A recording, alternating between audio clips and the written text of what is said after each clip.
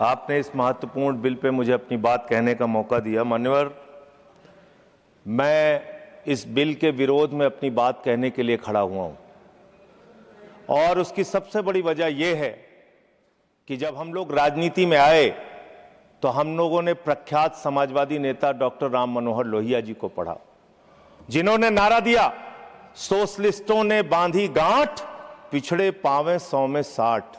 हम लोग बाबा साहब डॉक्टर भीमराव अंबेडकर जी को पढ़ के आए, जिन्होंने नारा दिया, समाज के वंचित और शोषित व्यक्ति को उसका अधिकार मिलना चाहिए, नौकरियों में आरक्षण मिलना चाहिए।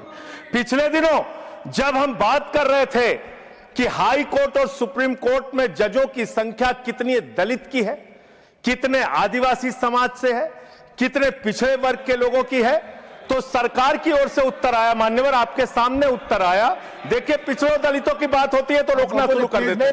ये ठीक बात नहीं है। कोई नहीं रोक रहा आपको। तो सर, दलितों, आदिवासियों, पिछड़ों के बारे में जब पूछा गया तो सरकार के मंत्री महोदय ने आपके सामने कहा कि इसमें हमारा कोई हस्तक्षेप नहीं है, तो कॉलेजियम तय करता है। लेकिन आज जब यह बिल मैं पढ़ रहा था, इस बिल के अंदर जिसमें आपने पूर्व जजेस को अधिकार दिया है, जिसमें आपने पूर्व टेक्निकल पर्संस को अधिकार दिया है, जिसमें आप तमाम 16-17 ट्रिब्यूनल्स बनाने के लिए जा रहे हैं, उसमें कितने आरक्षण आपने दलित वर्ग के लोगों को दिया, आदिवासी को दिया, पिछड़े को दिया, ये आपके माध्यम से मैं सरकार से पूछना चाहता हूं। मान्यवर, एनसीएलटी जो सबसे बड़े विवादों में घिरा हुआ है, उसका अधिकार आप अपने पास रखना चाहते हैं। इस कमेटी को एनसीएलटी गठन करने का अधिकार नहीं है। क्यों अधिकार नहीं है? क्योंकि वीडियोकॉन का हजारों करोड़ रुपए, 97% पैसा जो उसके ऊपर कर्ज था वो माफ कर दिया गया और मात्र 3% पैसा वसूला गया।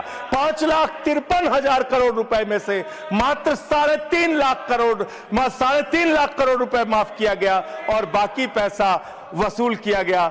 ये सारा खेल एनसीएलटी के माध्यम से हो रहा है, जिसमें हजारों लाखों करोड़ रुपए बड़े बड़े पूंजीपतियों का आप माफ करते हैं और उसके गठन का अधिकार आप अपने हाथ में रखना चाहते हैं।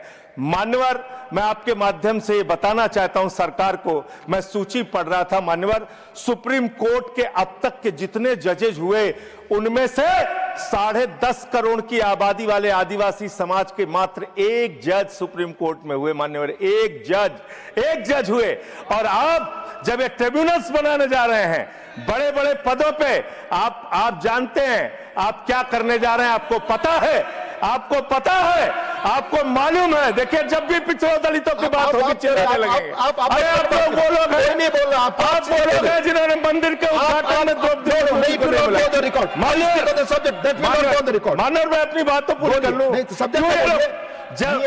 सब्जेक्ट पर ही बोल, ये तो फैक्ट है ना सर, ये तो एक फैक्ट है कि आज तक सुप्रीम कोर्ट में सिर्फ एक जज आदिवासी समाज से हुए हैं।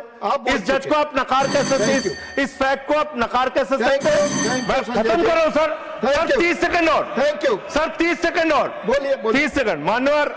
मान्यवर, मैं आपके माध्यम से सिर्फ इतना सरकार से कहना चाहता हूं, जब आप ये ट्रिब्यूनल्स का गठन करने के लिए जा रहे हैं, इसमें एक महत्वपूर्ण संशोधन आप कीजिए।